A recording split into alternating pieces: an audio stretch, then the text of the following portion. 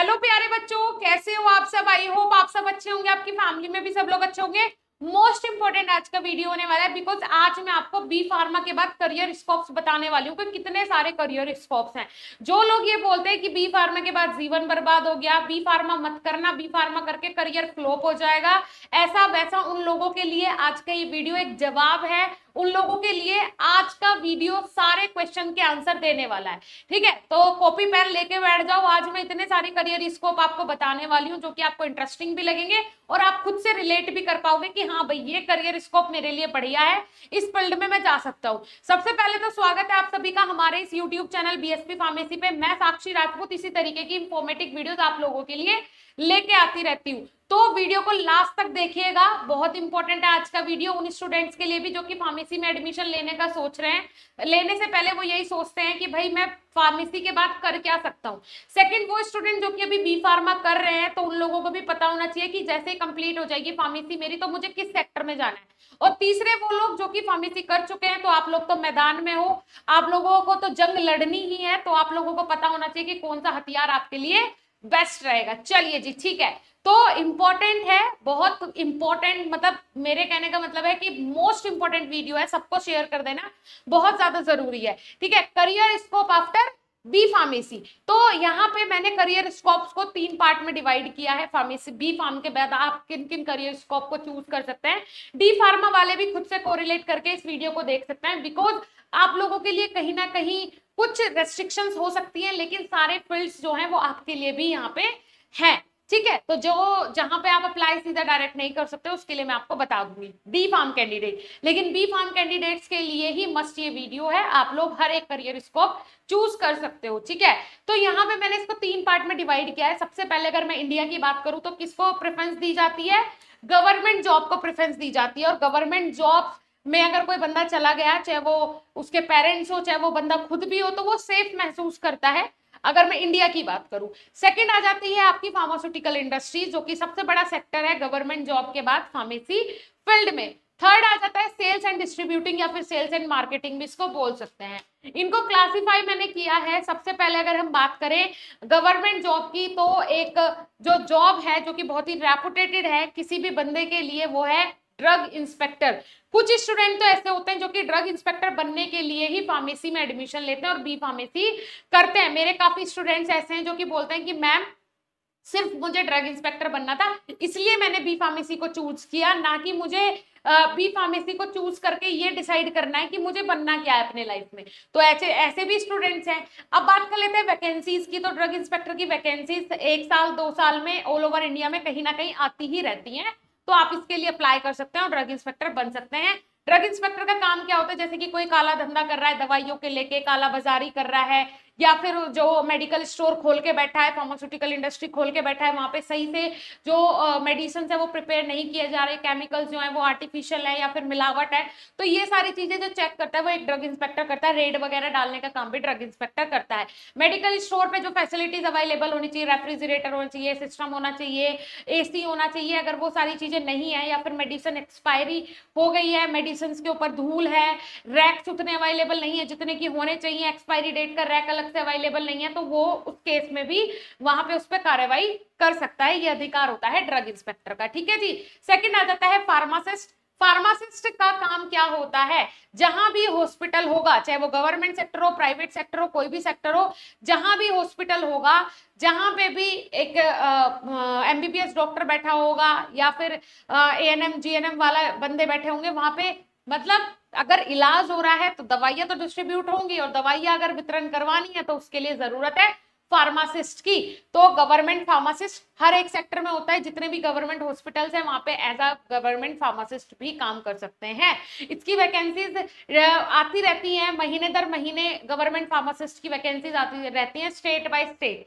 ठीक है, तो इसके लिए भी आप अच्छा फ्यूचर बना सकते हो यहाँ पे अप्लाई करके। थर्ड आ जाता है आपका जो अलग अलग सेक्टर में, जैसे कि आर्मी फार्मासिस्ट हो गया, आरआरबी फार्मासिस्ट हो गया, या फिर ईएसआई फार्मासिस्ट हो गया, या फिर बोल सकते हैं बीएसएफ में फार्मासिस्ट हो गया, तो इन सेक्टर्स में भी आप एज अ फार्मासिस्ट काम कर सकते हो। ठीक है, नेक्स्ट आ जाता है आपका ड्रग एनालिस्ट। ड्रग एनालिस्ट के बारे में या फिर एनालिटिकल फार्मासिस्ट के बारे में मैं वीडियो बना चुकी हूँ, मैंने बताया था आप लोगों को। ये बंदा क्या होता है, साइंटिस्ट सुना है आपने, जो कि न्यू रिसर्च करता है, R&D सेक्टर में पहले काम करता है और फिर ड्रग एनालिस्ट की भी जो सेंट्रल गवर्नमेंट लेबोरेटरीज है या स्टेट गवर्नमेंट लेबोरेटरीज है वहां पे रिक्वायरमेंट होती है और गवर्नमेंट जॉब भी आप एज अ ड्रग एनालिस्ट कर सकते हो। तो ये आपके लिए और एक अच्छा फ्यूचर स्कोप है। बात कर लेते हैं नेक्स्ट आपका इंडस्ट्रियल जॉब। एक गवर्नमेंट सेक्टर के बाद जो आता है फार्मेसी फील्ड में, वो आता है फार्मास्यूटिकल इंडस्ट्रीज में जॉब। तो इसमें सबसे पहले आप प्रोडक्शन में जा सकते हो, जो कि सबसे इजी और सबसे शुरुआती फेज होता है किसी भी फार्मास्यूटिकल इंडस्ट्री का, जहां पे दवाइयां बनती है। फिर आ जाता है QA क्वालिटी एश्योरेंस, फिर आ जाता है QC क्वालिटी कंट्रोल सेक्टर। ठीक है, इनके बारे में कि QA QC क्या होता है, क्वालिटी एश्योरेंस क्वालिटी को एश्योर करना, क्वालिटी कंट्रोल, मतलब ये अलग अलग सेक्टर्स होते हैं। इनके बारे में आप बोलोगे तो मैं पर्टिकुलर सेपरेटली एक वीडियो बना दूंगी। नेक्स्ट हो जाता है R&D research and development sector, उसके बाद ADL F&D, ये सारे सेक्टर्स अवेलेबल होते हैं फार्मास्यूटिकल इंडस्ट्रीज में। इन अलग अलग सेक्टर्स में आप जॉब कर सकते हो। अलग अलग सेक्टर्स का जो पैकेज होता है वो अलग अलग होता है, वो डिपेंड करता है आपके स्किल्स पे, वो डिपेंड करता है आपके वर्किंग प्रोफाइल पे। उसके बाद IPQC में आप काम कर सकते हो, लैब्स में काम कर सकते हो। फार्मास्यूटिकल इंडस्ट्रीज में भी लैब अवेलेबल होती हैं जहाँ पे रिसर्च वगैरह होती है। सेल्स की अगर मैं बात करूं तो यहाँ पे सेल्स एंड मार्केटिंग MR का आप काम कर सकते हो। MR क्या होते हैं, जो भी फ्रेशर कैंडिडेट होता है, जो स्टूडेंट होता है, वो सबसे पहले जाता है MR की साइड, क्योंकि यहाँ पे क्या होता है कि बंदे को टारगेट दिए जाते हैं और उस टारगेट के हिसाब से उसे पैसा ऑफर किया जाता है। और as compare to pharmaceutical industries, अगर आप मार्केटिंग के साइड जा रहे हो, आपकी वे ऑफ टॉकिंग अच्छी है, आप अच्छे से सामने वाले को एक्सप्लेन कर सकते हो, समझा सकते हो चीजें, तो आपको एक अच्छा खासा पैकेज इंडस्ट्री देती है। बिकॉज जो सामान दिखता है वही बिकता है, और फार्मास्यूटिकल इंडस्ट्री हो या कोई भी इंडस्ट्री हो, जब तक वो अपने प्रोडक्ट का प्रचार प्रसार नहीं करती है, दिखाती नहीं है, तब तक वो प्रोडक्ट चलना मार्केट में नामुमकिन है। इसीलिए सेल्स एंड मार्केटिंग का भी बहुत बड़ा स्कोप है। बंदे सेल्स एंड मार्केटिंग में काम करके लाखों भी कमा रहे हैं पर मंथ। ठीक है, तो आप यहां भी काम कर सकते हो, कोई दिक्कत नहीं है। नेक्स्ट मूव करते हैं, जो नेक्स्ट जो अलग सेक्टर्स हैं उनके बारे में भी बात कर लेते हैं। ये तो हमने 3 मेजर सेक्टर्स के बारे में बात कर ली, जिनके बारे में स्टूडेंट्स जानते हैं, जिनके बारे में स्टूडेंट्स पहचानते हैं और इन्हीं सेक्टर्स में जाना प्रेफर करते हैं। लेकिन कुछ अलग सेक्टर्स भी हैं, उनके बारे में भी आपको पता होना जरूरी है। जैसे कि अगर हम बात करें, सबसे पहला है एंटरप्रेन्योरशिप, सेकंड है एकेडमिक्स और थर्ड है अदर जॉब्स। ठीक है, इनके बारे में बात करेंगे। अब एंटरप्रेन्योरशिप मतलब स्टार्टअप।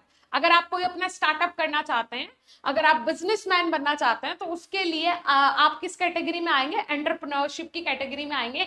जैसे कि आप अपना खुद का होलसेल मेडिकल स्टोर खोल रहे हैं, या फिर आप होलसेल का दवाइयों का काम शुरू कर रहे हैं, तो वो आ जाता है किसमें, एंटरप्रेन्योरशिप में। ठीक है, नेक्स्ट अगर हम बात करें रिटेल फार्मेसी, इसमें कुछ अलग अलग सेक्टर्स भी होते हैं। जैसे कि रिटेल फार्मेसी जो होती है, ये आप चेन फार्मेसी भी बना सकते हो।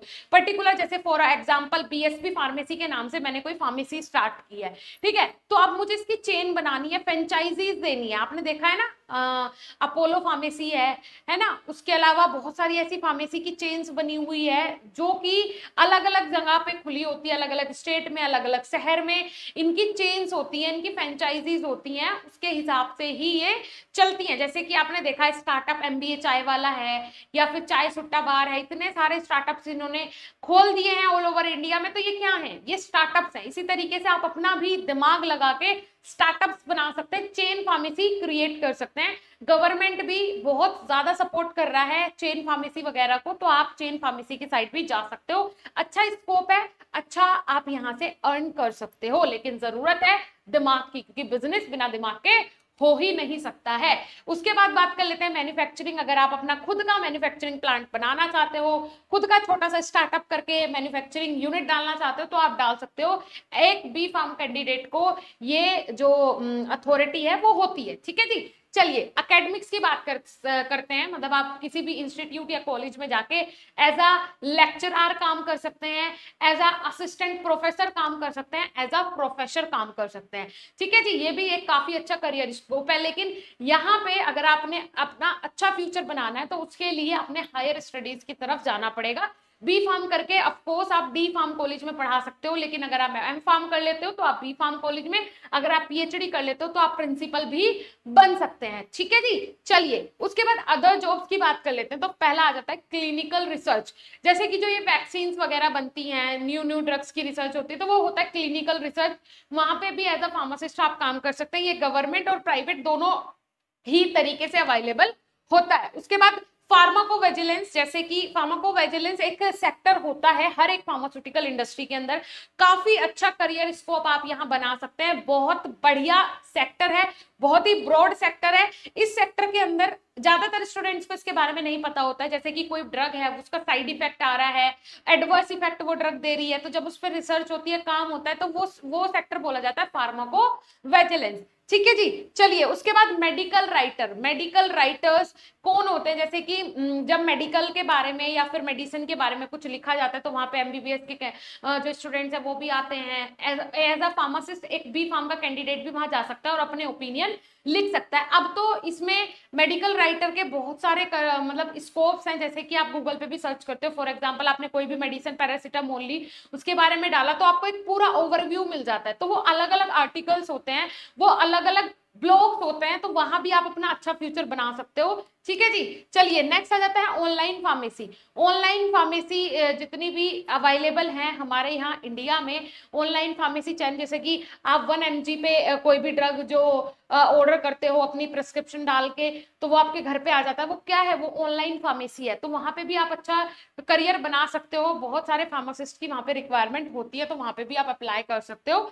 ठीक है जी, चलिए उसके बाद आ जाता है मार्केट रिसर्च। मार्केट रिसर्च में भी आप काफी अच्छा खासा स्कोप बना सकते हो, वो फ्यूचर बना सकते हो, बहुत अच्छा खासा स्कोप है। बिकॉज मार्केट में क्या चल रहा है ना, वो जानना जरूरी है। मार्केट रिसर्च बहुत जरूरी है आगे के एक्सपेरिमेंट्स के लिए। तो एज अ मार्केट रिसर्च भी आप अच्छा स्कोप, अच्छा करियर बना सकते हो, अच्छा स्कोप है इसमें। फार्मास्यूटिकल इंडस्ट्रीज जो हैं वो इसके लिए वैकेंसीज निकालती हैं और बंदों को हायर करती हैं, तो आप यहाँ पे ट्राई कर सकते हैं। ठीक है जी, चलिए इसके अलावा कुछ ऐसे स्टूडेंट भी होते हैं जो बोलेंगे कि मैम मुझे बी फार्मा के बाद हायर स्टडीज के साइड जाना है, क्या पता मेरा इंटरेस्ट कोई रिसर्च करने में जग जाए, क्या पता मेरा जो छुपा हुआ टैलेंट है वो बाहर निकल जाए।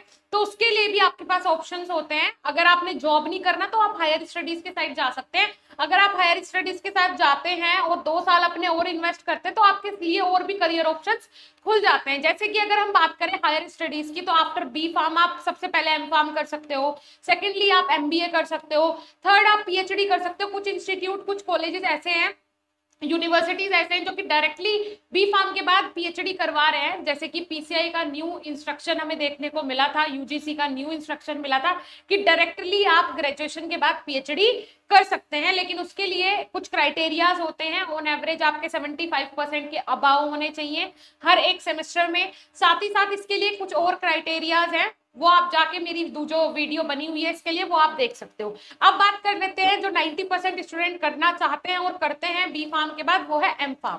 ठीक है जी, अब इसके लिए आप कौन सा रास्ता चूज कर सकते हो। जब आप बी फार्म कर ही लिया है आपने, तो उसके बाद आप जीपेट के लिए ट्राई करें। अगर आप जीपेट क्वालिफाई कर लेते हैं तो आपको 12,400 हर महीने मिलने स्टार्ट हो जाते हैं, और ये एक कहीं ना कहीं आपको बहुत सपोर्ट करता है फाइनेंशियली। आपको घर पे डिपेंड नहीं रहना पड़ता, आप आसानी से अपनी एम फार्म कंप्लीट कर सकते हो किसी भी कॉलेज से डायरेक्ट एडमिशन लेके भी और नाइपर के थ्रू भी। अगर आप अच्छे से पढ़ के ही करना चाहते हो तो आप नाइपर के थ्रू करो, अदरवाइज आप किसी भी कॉलेज में डायरेक्ट एडमिशन लेके भी अपनी एम फार्म कंप्लीट कर सकते हो, कोई इशू वाली बात नहीं है। ठीक है जी, चलिए तो आई होप आपको समझ में आ गया होगा सब कुछ, जितने भी करियर स्कोप्स हैं वो मैंने आपको अच्छे से समझा दिए हैं।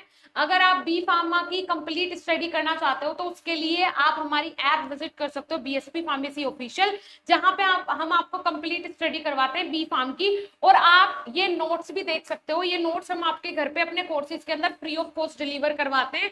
बहुत ही सुपर्ब नोट्स हैं, टीचर्स ने अपने हाथ से ये बनाए हैं, बहुत ही अच्छे नोट्स हैं। ये ऑल इन वन नोटबुक है। ये कहने का मतलब है कि सारे सब्जेक्ट्स आपके परमानेंट एक सब्जेक्ट के इसमें जो है वो फीड हो गए हैं। अब आप इन्हें अपने घर मंगवा सकते हो और इन्हें सेफली रख सकते हो, जिससे कि आपको आगे जाके कॉम्पिटिटिव लेवल में भी कोई परेशानी ना हो। हर यूनिट के बाद इसमें एमसीक्यूज प्रिपरेशन भी दी गई है आपके करियर स्कोप के लिए। मिलेंगे नेक्स्ट इंफॉर्मेटिव वीडियो के साथ, तब तक के लिए धन्यवाद, नमस्कार।